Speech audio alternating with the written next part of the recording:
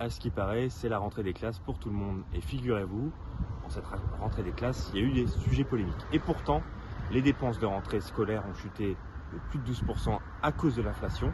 Il y a effectivement une hausse de 10% des fournitures scolaires, alors que les allocations de rentrée n'ont pas augmenté. Et en tout cas, ils n'ont augmenté que de 5%. Donc vous voyez le prorata par rapport à l'inflation. Et puis j'ajoute aussi le fait que ce sont les ventes de fournitures scolaires qui ont réellement baissé aussi de 5% dans son ensemble. Au-delà des fournitures scolaires, si on regarde l'enseignement de manière générale, et c'est ce qu'on attendait de M. Attal d'ailleurs, 3100 postes non pourvus au concours en 2023 et 1500 postes supprimés. Il faudra donc 330 000 nouveaux enseignants d'ici 2030, donc un nouveau palier de départ qui est à propager et amplifier avec le recrutement.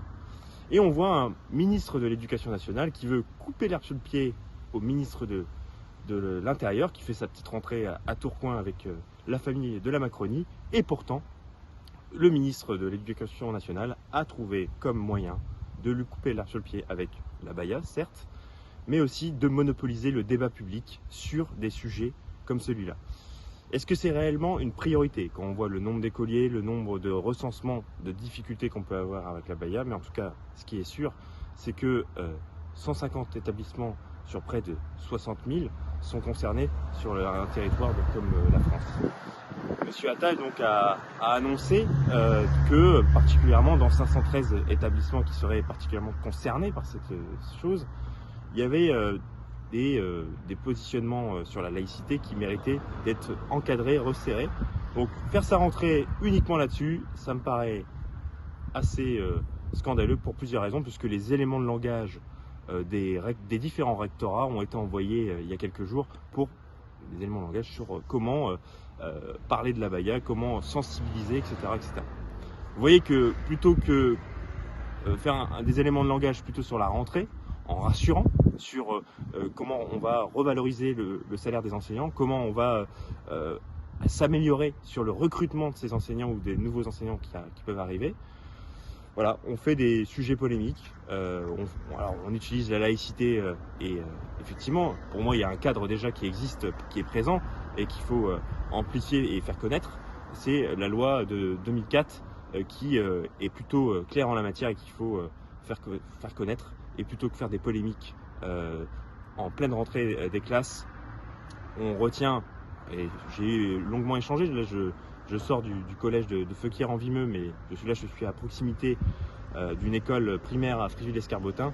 On voit bien que, à la fois que ce soit avec les parents d'élèves, à la fois avec les équipes enseignants, on trouve que cette rentrée des classes est malheureusement tournée sur des polémiques qui n'en valent pas la peine, en tout cas sur lesquelles il n'y a pas d'urgence. Et si on prend le cas de la Somme, l'académie qui ouvre 280 postes supplémentaires d'accompagnateurs d'élèves en situation de handicap, les AESH, pour le coup, on est ravis qu'il y ait des ouvertures de postes, mais encore faut-il les payer dignement.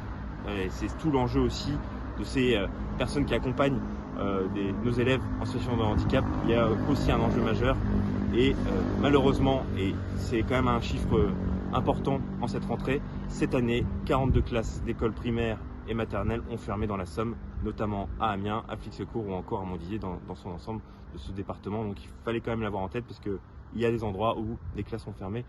Là, c'est l'ouverture des classes, c'est la rentrée des classes, donc on y va avec bienveillance, bien évidemment, mais on ne lâchera pas sur le projet de loi de finances, notamment quand on va élaborer le budget consacré au ministère de l'Éducation nationale. Si on en conclut sur cette rentrée, on attendait d'un ministre de l'Éducation nationale qui fasse plutôt un état des lieux et qui donne des perspectives d'avenir pour nos enfants, alors que les sujets sont brûlants. Des classes surchargées, un manque d'enseignants en termes d'effectifs, un patrimoine vieillissant parfois, où il y aurait besoin d'une rénovation thermique, et ça, c'est pas forcément que le ministère de l'Éducation nationale, c'est aussi les collectivités, qu'elles soient notamment de droite ou ils ne vont pas assez loin sur le patrimoine scolaire, mais aussi c'est le coût de cette rentrée pour nos familles. Et les premiers touchés sont les familles qui ont de nombreux enfants, où les fournitures scolaires les touchent de plein fouet dès la rentrée, dès le mois de septembre. Et donc si on réunit tous ces enjeux, on voit bien qu'on aurait dû centraliser le débat sur ces sujets, le patrimoine scolaire, donc les établissements, le coût de cette rentrée, et puis le personnel, l'équipe pédagogique qui encadre nos enfants. Et en l'occurrence, le ministre de l'Éducation nationale a choisi de faire une polémique autour de l'abaya.